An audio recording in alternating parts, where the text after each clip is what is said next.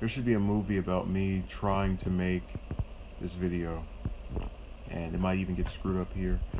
Anyways, there's a group called Justice Democrats. They're supposed to solicit support for candidates that aren't bought out. They have received major backing and were founded by Cenk Uygur, who is the main host of TYT.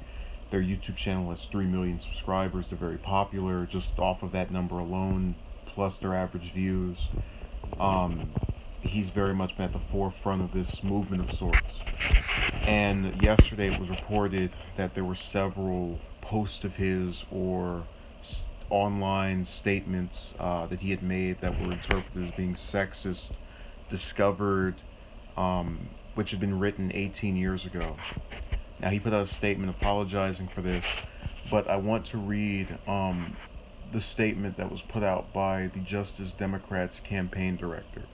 And before I read it, I'm going to also say that Kyle, the host of Secular Talk, announced that he would be stepping down from his position within the organization as a result of his differences with the group's management or their staff members. Now, he mentioned in his video about this, which will probably be longer than what I'm trying to do here, that he disliked how Cenk was spoken about in regards to the statements that were made toward him by management. So one of the statements is by campaign director Alexandra Rojas, and I don't mean to get that last name wrong. She says, "I am disgusted by these blog posts." And by the way, she's referring to him and this other person. "We would be hypocrites to not act immediately and ask for Cenk Uygur and David Kohler's immediate resignation. Leaders must represent and be a symbol for the values of the organization they lead. This is why we have called for the resignations of elected officials and public figures who have abused their power, and the same standard will be applied to leaders in our movement. Justice Democrats is dedicated to creating a progressive movement that challenges patriarchy, ends systemic racism, and stands by the values of our platform. These two men do not represent our organization. The staff who have built this from the ground up and the candidates who make up the slate do."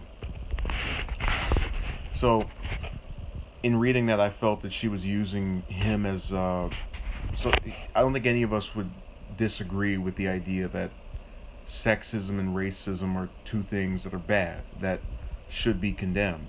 The problem is she's taking this very basic fundamental many people have and trying to blanket statement it onto him and this other person whose post I was not aware of. But if you actually read his comments, and first of all, what I find very amusing, and this should tell you that when you build something up, expect nothing from the people who benefit from it.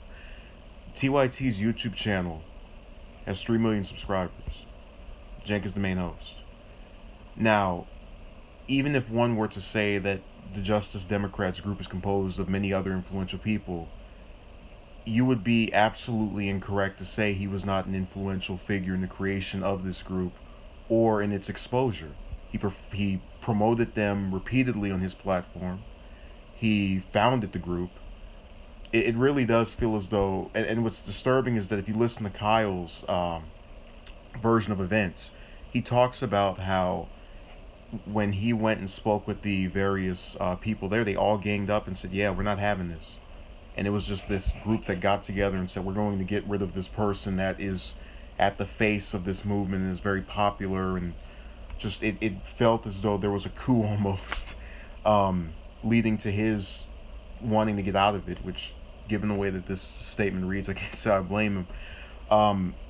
What is disturbing here is that, remember, this was not the equivalent of the Trump tape where people suspected, based off of the "I don't even wait" comment, that he was potentially acting without consent. The comments, even if interpreted as being sexist, never indicated that Cenk did anything that was in the way of being an actual problem in terms of ramifications legally. He committed no crime, and nothing could be inferred from his words that were criminal. And so when you see them so excited and just ready to get rid of a person who's renounced those views for almost 2 decades straight. I've had my disagreements with some of his views, but it has never once crossed my mind that he was any of the ways she described these political leaders in her statement toward his resignation. And really, this goes to show you that once people get your help, they will turn on you in just a matter of seconds, and it's so freaky. What happened to being grateful toward the work of others? And look, even if you say, well, just because he helped them out doesn't mean he's barred from criticism, of course not. But you have to understand something. When you look at his record, if you look at the fact that he immediately said this is wrong, this is problematic, something that people criticized Trump for not doing, Moore for not doing, and their allegations were even further up the hill, what more can you ask from him? He can't go back in the past and pretend he never said that. But if his actions since then demonstrate the reverse of those opinions, why would you have a problem with him in the past if him in the present is not reflecting of that? I was, and this kind of goes back to something that I really feel is going on in the U.S. I don't know if it's around the world, but definitely in the U.S. We've gotten to a point where you can have your entire life destroyed over making a comment that someone doesn't like, and there's no statute of limitations. If you pull out a comment I wrote 18 years ago, which at age 1 I don't even think I was able to write, but if you found something I said in 2003 and you say, oh, well, because of that, the job you have in 2018 you started working for this year won't take you. You would be in line with what they're doing here. You disagree with the viewpoint I had, not that it's criminal or anything of nefarious intent that actually breaks the law, but because you don't like it personally or like that comment, you're going to say, well, you're just no good, no, we can't have you anymore. And that shouldn't be the way that we conduct ourselves as a group, as people. I would have never thought in just a million years that all it took to get rid of someone who served as the backbone for why this group exists, just be thrown away. Naturally Strong says, I agree with you. I don't see Justice Democrats lasting long after this, especially when no one else was covering Justice Democrats. Forget it now. It seems like everyone is too worried about their feelings. And that's something you have to understand. When you're running a business, an organization, a group, you have to make compromises. The one thing they've been unwilling to compromise on are those positions and the fact that you don't take money from these corporations or various PACs. If he made comments back then, compromise and say, you know what, we don't like that he said that, he doesn't do it now, let's keep moving. This is the group that wants to tell you we're progressive, we believe in change, we believe in things not being the way they used to be. Why can't we accept that people aren't the way they might have been in the past?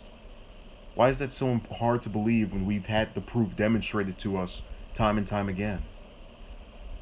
So I can predict now that Naturally Strong is going to be an effective business creator, and I definitely want to keep talking about this. What I might do is have a second stream about it because I'm getting bombarded with some activity. So thank you for watching. It is amazing how quickly, if someone doesn't like one thing you said or a couple of posts you wrote, and it shouldn't be that way. You shouldn't have your entire career killed in a manner of people scanning a couple of lines of text that is only a position or opinion that they don't agree with. And I hope this campaign director and the executive director eventually come and learn to understand that. It's all fun and games until someone finds something on you that you feel you've moved on from, and then they don't give you a fair shake.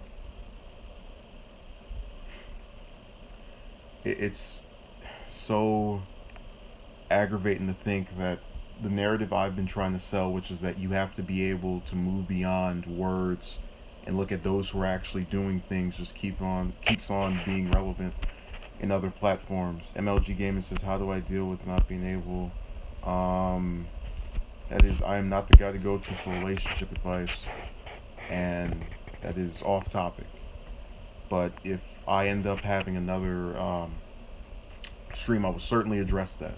So thank you for watching. I'll have something else up very soon or within either today or tomorrow. Definitely tomorrow. Thank you.